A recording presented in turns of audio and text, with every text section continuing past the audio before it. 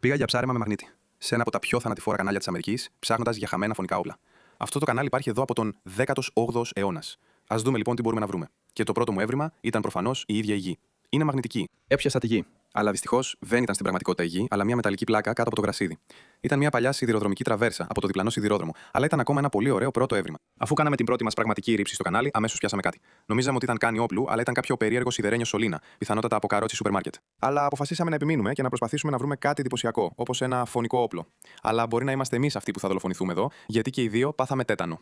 Αφού ρίξαμε το μαγνήτη στο κανάλι για δεύτερη φορά, αυτό ήταν δικό μου λάθος. Έπιασα κάτι πραγματικά τεράστιο καθώς το τραβούσα μέσα. Ο φίλος μου και εγώ μείναμε άφωνοι, γιατί καθώς σηκώναμε το μαγνήτη, είδαμε ότι ήταν προσαρτημένο ένα τεράστιο βαρέλι στην άκρη του. Ζύγιζε, εύκολα, 100 λίβρες και ήταν γεμάτο με κάποιο είδος υγρού.